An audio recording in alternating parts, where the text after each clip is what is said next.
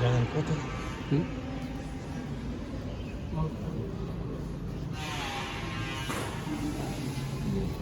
Di apa nih di grup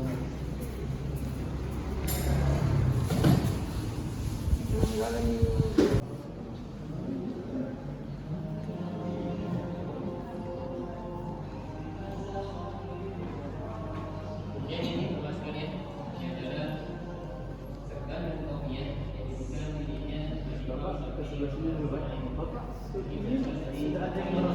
Sudah ada yang lebih dari satu kali. Baru pertama kali semua? Oh iya. Silahkan kalau begitu kita ke sebelah sini. Kalau sudah berapa kali silahkan bisa lihat langsung yang Bismillahirrahmanirrahim. Masya Allah ya tuan-tuan. Ini merupakan satu batu yang telah Allah firmankan dalam surat Al-Fil.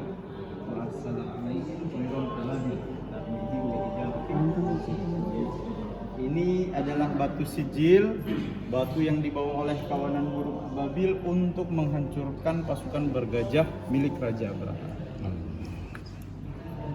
Menurut riwayat, satu burung Ababil membawa 3 buah batu. Yang pertama digigit pakai paruh, yang dua dicengkram.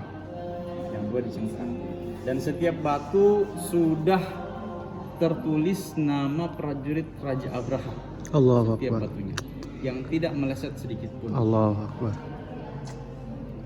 Menurut riwayat, pasukan Raja Abraha itu berjumlah 60.000 orang. Kurang lebih 60.000 orang. Nah, dan ketika batu ini sudah mau jatuh ke bumi, maka bumi doa kepada Allah, ya Allah, kami tidak kuat untuk menahan panasnya panasnya batu sijil ini. Maka ketika batu ini sudah kena targetnya ya, sasarannya, maka ketika mau jatuh ke bumi, maka Allah cabut panasnya. Nah, sehingga kalau kita pegang batu ini sekarang sudah tidak panas lagi. Tapi batu ini pernah dimasukkan ke labor arkeolog asal UK Inggris, bahwasanya batu ini sampai saat ini di dalamnya masih memiliki serat-serat api saat ini. Maka ulama katakan ya, kalau kita melihat batu sijil ini, kita doa kepada Allah, ya Allah, cukup engkau perlihatkan batu ini di dunia saja kepada saya. Jangan sampai engkau perlihatkan batu ini kepada saya di akhirat kelak.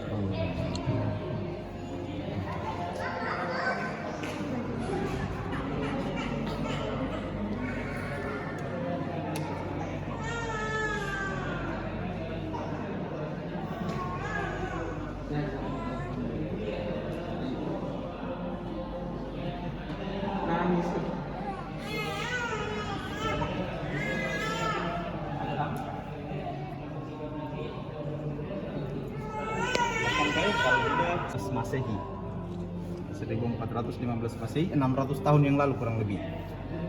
Yang paling istimewa dari batu ini adalah posisi batu ini ketika berada di Baitullah. Nah, jadi posisi batu ini berada di tengah-tengah antara Hajar Aswad dan pintu Ka'bah. Posisi antara Hajar Aswad dan pintu Ka'bah ini adalah posisi multazam. Maka batu ini pernah berada di multazam. Maka insya Allah ya, karena batu ini pernah berada di multazam, kita tabarukan ya. Insyaallah kita doa kepada Allah, semoga kita dimudahkan untuk Amin ya sampai Allah. ke Baitul. Amin ya Allah.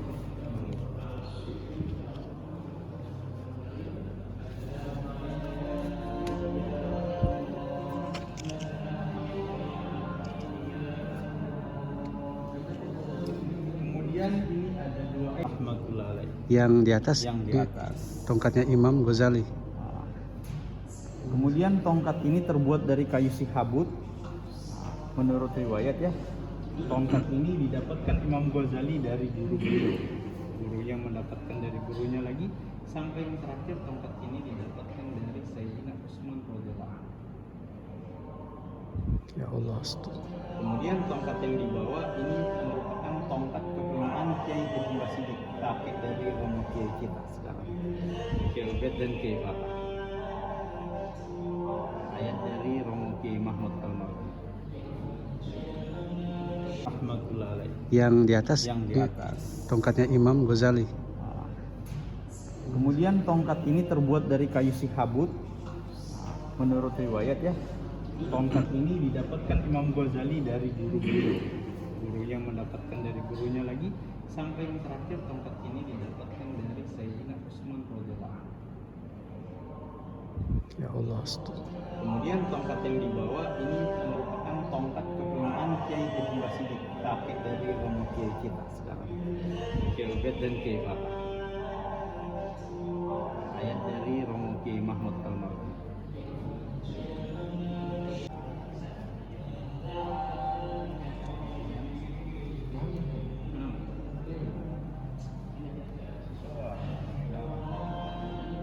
Masya Allah ya, ini item selanjutnya.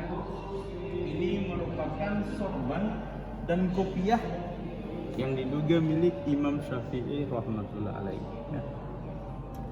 Panjangnya 5 hasta. Satu hasta itu kurang lebih 90 cm. Jadi kurang lebih panjangnya sorban ini 4,5 meter. 4,5 meter. Dan kopiah dan sorban ini sendiri berasal dari Yaman. Karena dalam biografi Imam Syafi'i beliau 2 kali hijrah ya, yang pertama ke Yaman, kedua ke Mesir, beliau wafat di Mesir. Yang ini yang berasal dari Yaman.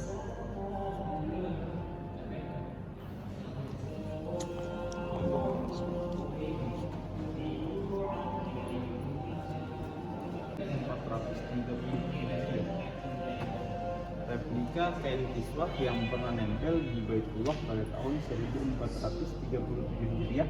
Ini bertuliskan Alhamdulillah. Kemudian ini bertuliskan surat Al-Ikhlas. Kalau yang aslinya ini motifnya ini terbuat dari emas dan perak. Rakitan emas dan perak. Posisinya nempel pada saat berada di Baitullah. Kemarin berada di ini, yang ini rukun Yamani. Yamani ini rukun Syam, ini rukun Irak. Silakan.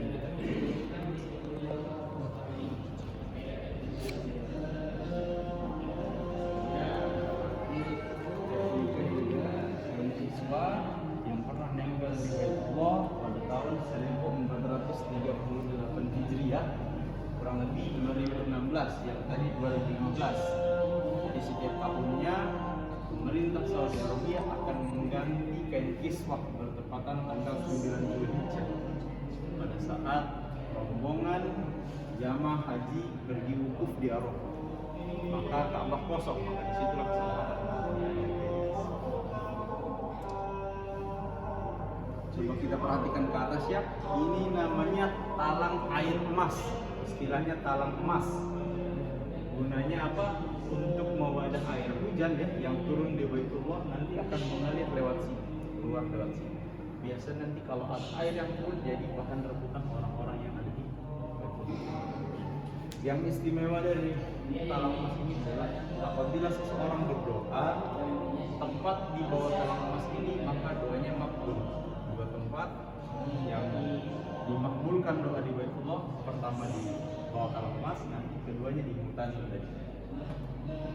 Kemudian ini ada garis hitam, ini merupakan replika dari Hijr Ismail. Kalau di sana Hijr Ismail merupakan tembok setinggi dada. Tembok setinggi dada. Dan kurang lebih ada 40 hadis yang meriwayatkan Hijr Ismail ini merupakan tempat kuburan para anbiya. Ada 200 para nabi yang dikuburkan di sini, termasuk Nabi Nuh. Dan Siti Hajar juga dikuburkan di sini. Dan Hijr Ismail ini sendiri masih merupakan bagian dalam Ka'bah. Dari posisi Ka'bah dulu memanjang, sekarang direnovasi jadi segi 4 ya. Jadi barang siapa sholat dalam Hijr Ismail, maka sama saja dia sholat dalam silakan kita ke sebelah sini.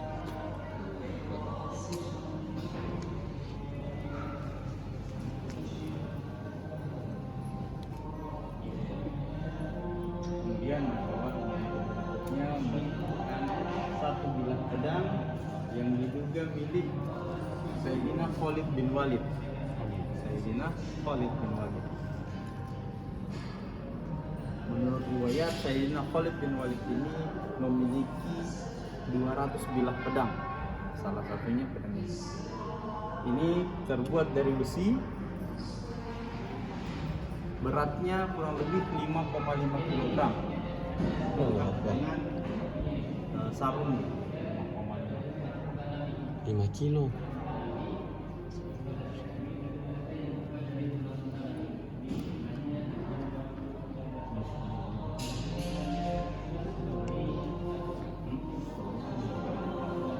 Kemarin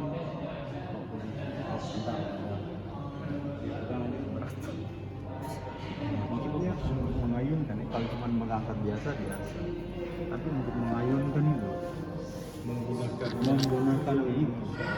Jadi kalau sahabat dulu Pak, tangan kiri itu pegang tali kekang, tangan kanan pegang pedang. Itu satu tangan saja. Kalau kita lihat dia punya pegangan itu tangan kita tidak cukup. Iya. Kecil tangan kita. Nah, berarti beliau orangnya besar. Wow. Perang dari pagi sampai sore. Bagaimana dengan Khalifah Umar yang masih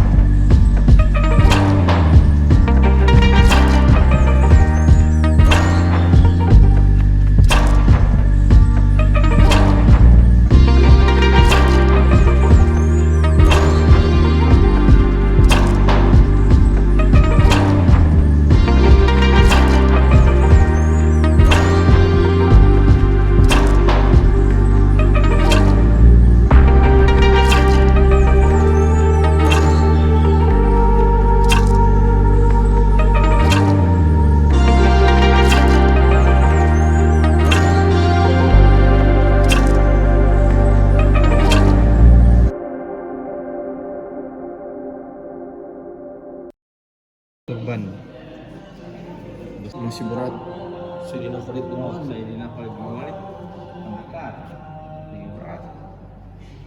Ini pedangnya Sayyidina Sayyidina Husain Husain. bertuliskan ya Allah, ya Muhammad, ya Ali Khalifatul Mubin.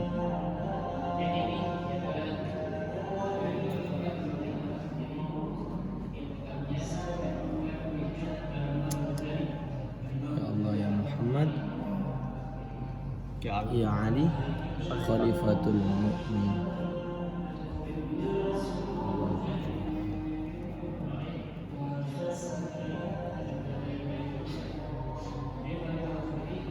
Kemudian ini apa ya? Kita sholat kepada baginda Nabi ya. Allahumma sholli ala sayyidina Muhammad wa ala ali sayyidina. Ini merupakan tongkat milik baginda Nabi. Tongkat ini adalah tongkat yang paling disukai oleh baginda Nabi, sehingga tongkat ini yang paling sering dipakai oleh baginda Rasulullah SAW. Namanya tongkat as-saja. Tongkat as-saja. Terbuat dari kayu luz putih. Nah, istimewanya kayu luz putih ini hanya tumbuh di Timur Tengah saja. Kayu luz putih ini. Dan pemegangnya itu terbuat dari kulit unta, paling pojok, ya, paling ujung. Panjangnya sendiri 125 cm. Kalau diberdirikan itu seperti ini. Kalau diberdirikan 125 cm seperti ini. Jadi umumnya tongkat itu di bawah ya. Nah, di bawah kalau kita kan. Nah, di atas begini berarti beliau lebih tinggi lagi.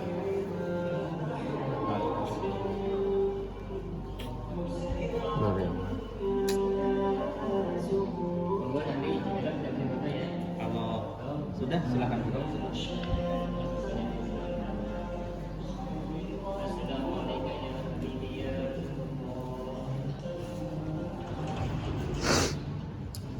Kemudian Masya Allah, ini merupakan potongan surban yang diduga milik baginda Nabi, baik yang warna hitam dan warna putih yang ada di dalam tabung kaca.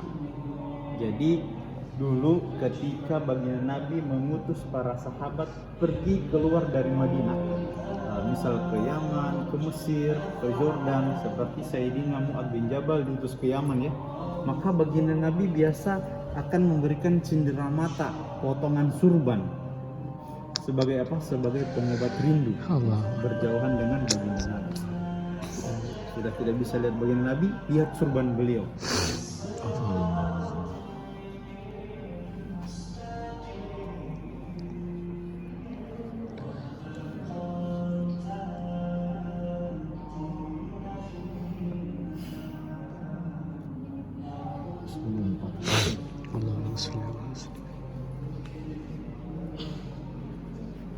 Kemudian setelah yang ini replika surat baginda Nabi kepada Heraklius, potongan surat baginda Nabi kepada Heraklius. Suruh Ustaz yang baca. Cuman ini saja satu. Belum ada titik, belum Ustaz, ada bisa harokat. itu? Oh, bisa itu. Belum ada titik, belum ada harokat. Oh. Ila Herakli. Apa itu? Ila Herakli azimur Rum. Salamun ala apa itu? Umurun apa? Kepada Heraklius Raja Rum. Bil Islam. Allah apa itu? Salamun. Bil Islam. Bil Islam salamun. Ya subuh. Ada di Hayatus Sahabat. Kalau mau baca dia. Saya juga hafal. Nanti coba. Hafal dulu.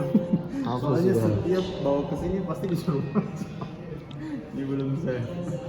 Disuruh baca tidak ada titik-titiknya, tidak ada harokat. Cuma yang paling atas saja. Mungkin gitu. Nah, kemudian ini ya replika, replika. Makom Ibrahim. Makom Ibrahim bukan kubur, tapi tempat pijakan Nabi Ibrahim ketika beliau membangun Baitullah, membangun Ka'bah. Aslinya makom Ibrahim ini nempel dengan dinding Baitullah. Hanya saja pada saat pemerintahan Sayyidina Umar digeser, beliau memerintahkan untuk menggeser beberapa meter makom Ibrahim ini menjauh dari Ka'bah. Mengapa masuk ke dalam? Mengapa masuk ke dalam? Ini merupakan maziyah atau keistimewaan para nabi. Nah, para nabi ini ketika menginjakan kaki mereka di bumi, baik itu tanah maupun batu, semua akan terasa lembut jika dari para nabi. Gimana? Seperti telapak kaki baginda Nabi itu akan